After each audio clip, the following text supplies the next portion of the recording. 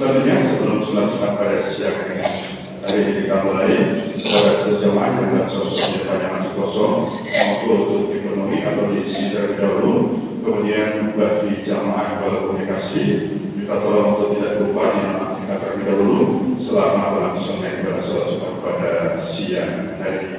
Baiklah, karena waktu sudah masuk untuk itu sholat Jumat pada siang hari ini kita mulai. Itu pada Dr. Bapak Ustaz Haji Fahrul Razi SD Haji S. Swas dipersilahkan serta Bapak itu semoga. Bila taufiq wal hidayah. Assalamualaikum warahmatullahi wabarakatuh.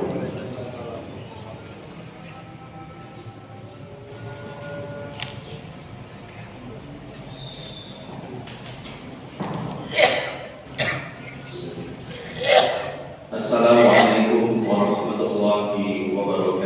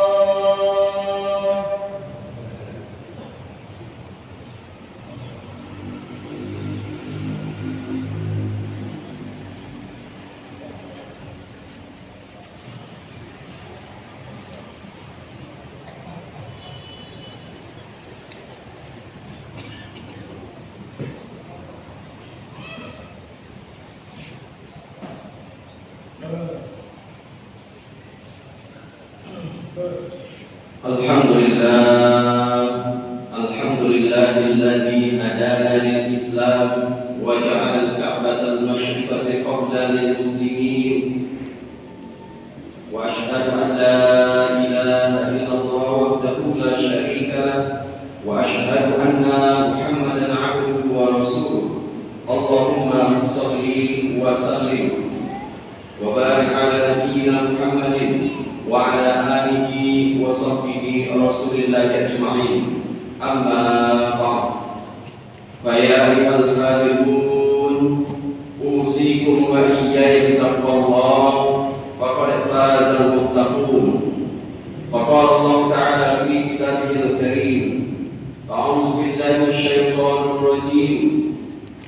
Fawallu wajhaka syatral masjidil haram wa haythu ma kuntum fawallu wujuhakum syatrah.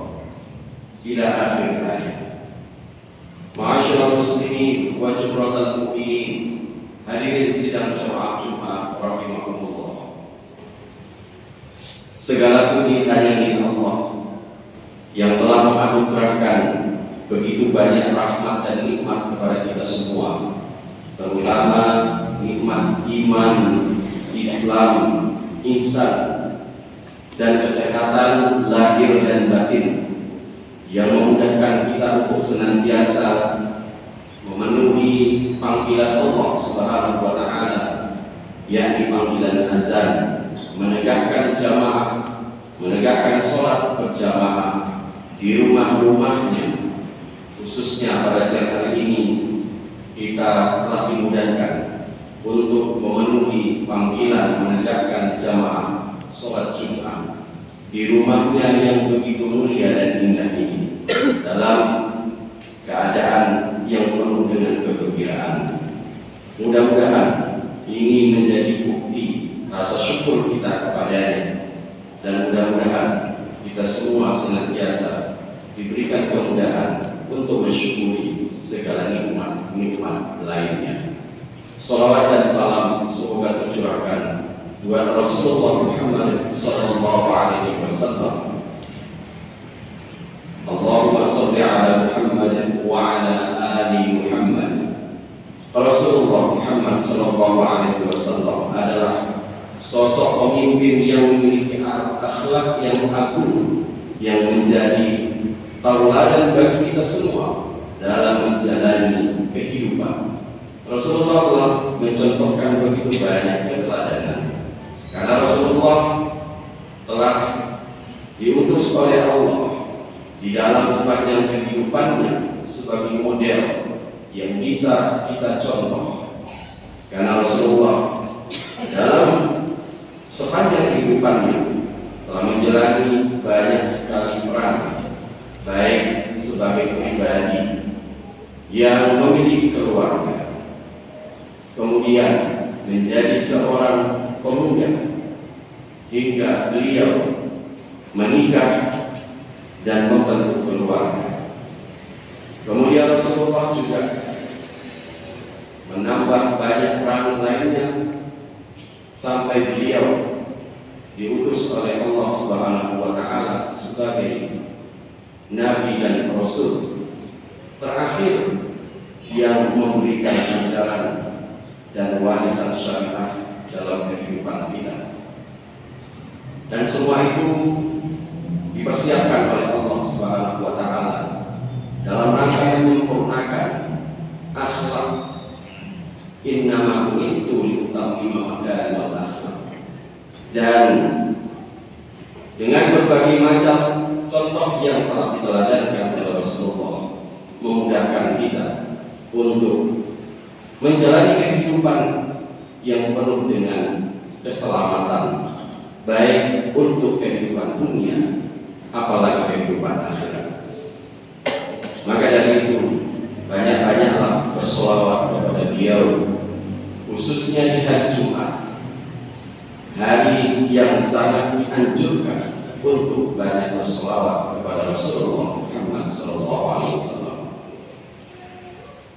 Semua itu mudah-mudahan semakin mengokohkan dan memantapkan jalan kita di dalam jalan keimanan dan ketakwaan, akan membuat kita senantiasa terbekali dengan berbagai macam hal yang kita butuhkan di dalam rangka menghadap kepada Allah Subhanahu wa Ta'ala. Ingatlah hadirin sekalian rahimakumullah, pada dasarnya kita saat ini sedang berada dalam perjalanan menuju kembali kepada Allah Subhanahu wa Ta'ala. Cuma kita sering disilaukan oleh pandangan panca indera kita yang membuat kita lupa akan tujuan apa dan kenapa kita diciptakan oleh Allah dalam kehidupan ini. Hal-hal seperti itulah yang seharusnya semakin mengokohkan kualitas keimanan dan ketakwaan kita kepada Allah Subhanahu wa Ta'ala. Hadirin sidang jemaah rahimakumullah, salah satu cara yang dapat membuat kita semakin kuat iman dan takwa tentu saja dimulai melalui ibadah kunci yang namanya ibadah sholat. Setiap hari kita menunaikan ibadah sholat, baik ibadah sholat yang bersifat wajib ataupun yang bersifat sunnah.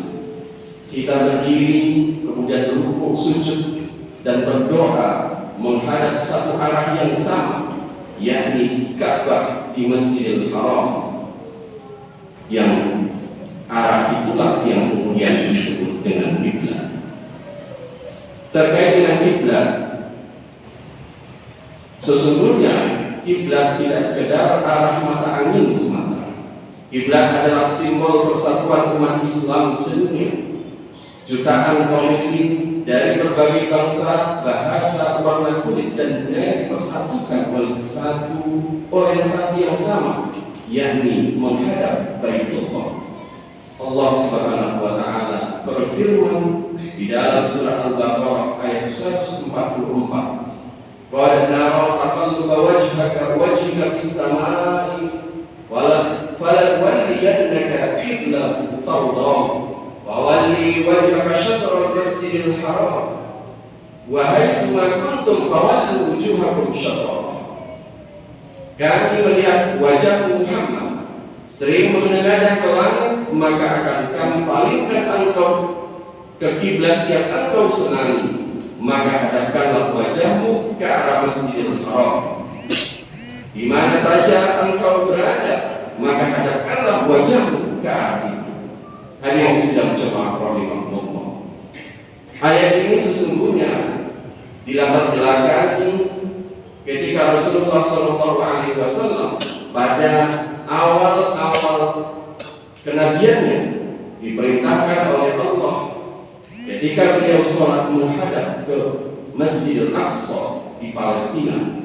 Hal ini membuat kegelisahan di dalam hati Rasulullah, sehingga kurang lebih 18 bulan lamanya lantas Allah memerintahkan Rasulullah Muhammad SAW untuk memindahkan kiblat dari Masjidil Aqsa di Palestina, diubah menuju Masjidil Haram di Makkah Al-Mukarramah.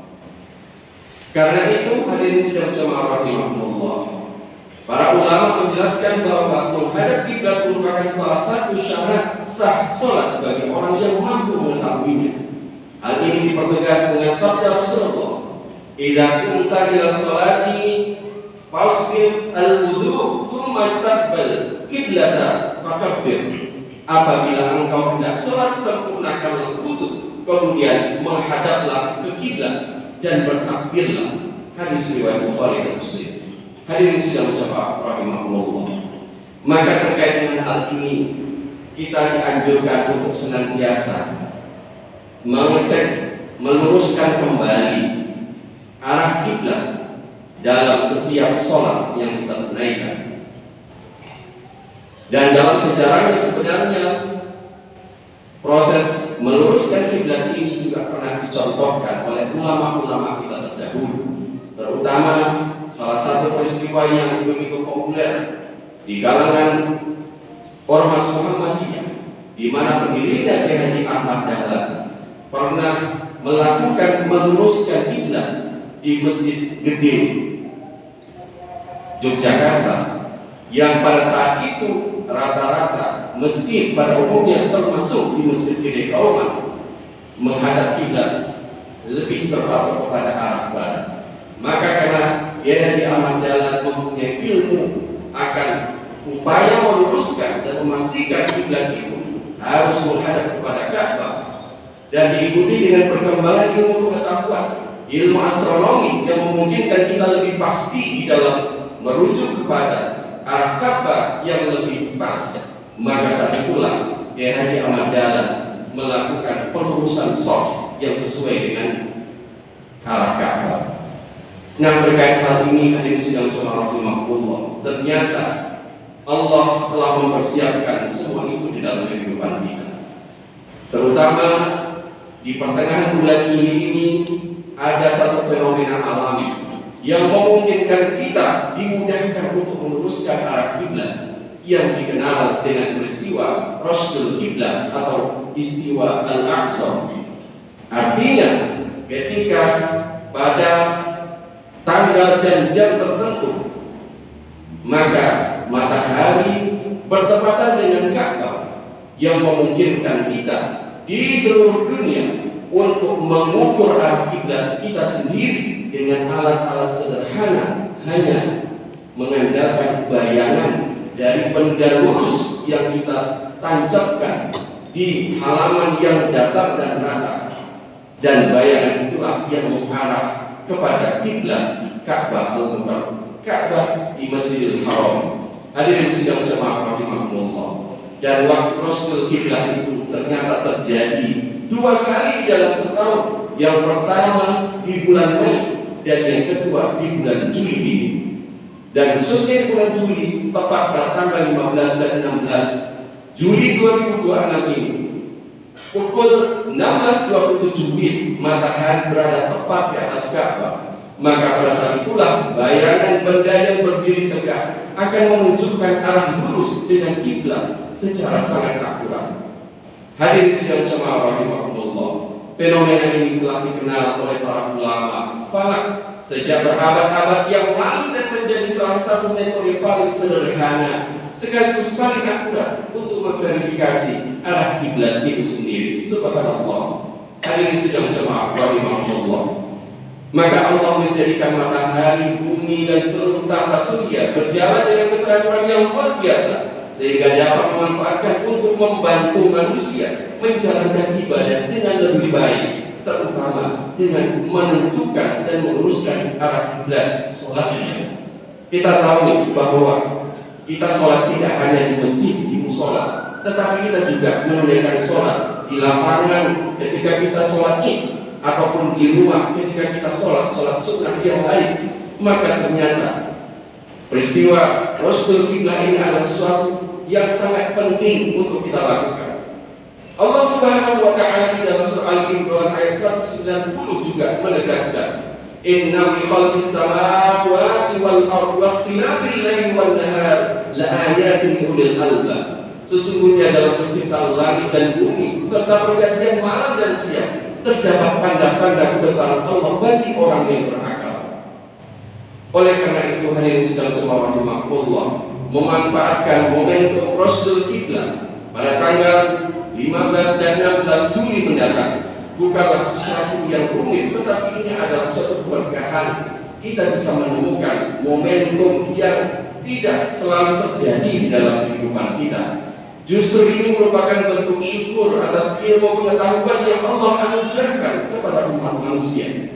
Kita dapat mengecek kembali arah kiblat rumah, musola, masjid, kantor, sekolah, ataupun tempat ibadah lainnya, bukan karena kita meragukan para pendahulu yang membangun tempat ibadah, tetapi karena kita ingin memastikan bahwa ibadah kita terlaksana dengan semakin sempurna.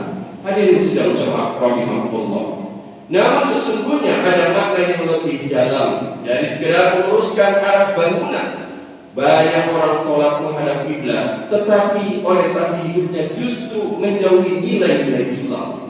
Banyak orang yang menghadap Ka'bah saat sholat, tetapi dalam kehidupan sehari-hari masih menghadap hawa nafsu, menghadap kepentingan dunia semata, menghadap keserakahan, menghadap jabatan, menghadap popularitas, dan berbagai macam menghadap yang lainnya. Oleh karena itu, momentum Rasul Kiblat hendaknya menjadi sarana muhasabah. Apakah kiblat hati kita sudah benar? Apakah orientasi hidup kita masih menuju ridha Allah? Apakah pekerjaan, keluarga, harta, dan aktivitas kita benar-benar menjadi jalan untuk mendekat kepadanya? Jangan sampai tubuh kita menghadap Ka'bah, tetapi hati kita menghadap kepada selain Allah. Hadirin sidang jemaah Jumat rahimahullah, mari kita jadikan momentum Rasul Kiblat tahun ini sebagai kesempatan untuk menyempurnakan ibadah, sekaligus memperkuat literasi keislaman kita. Sebisa mungkin luangkanlah waktu pada tanggal 15 dan 16 pukul 16.27 atau setengah 5 sore hari. Luangkanlah waktu sejenak untuk melakukan pengecekan arah kiblat di rumah, di musola, dan di tempat-tempat ibadah yang kita gunakan untuk sholat. Ajak keluarga, anak-anak, remaja masjid, masyarakat umum mengenal fenomena ini. Dengan demikian, ilmu falak tidak hanya menjadi kajian para ahli, tetapi menjadi ilmu yang memberi manfaat langsung kepada umat. Lebih dari itu, marilah kita meluruskan orientasi hidup kita, karena sesungguhnya kita sholat menghadap kiblat juga punya implementasi. Kita juga menghadap kepada Allah di dalam kehidupan ini. Jangan sampai kita menambah orientasi-orientasi yang lain selain hanya menghadap kepada Allah Subhanahu wa Ta'ala. Mudah-mudahan ini semakin memperkuat literasi kita terhadap ibadah dan agama kita, serta mengevaluasi bagaimana keyakinan kita di dalam menunaikan ibadah tersebut. Luruskanlah kiblat kita, luruskanlah niat kita hanya dalam rangka beribadah kepada Allah semata. Barakallahu li wa lakum bil Qur'anil azim. Aqulu qawli hadza wa astaghfir warham wa anta khairur rahimin.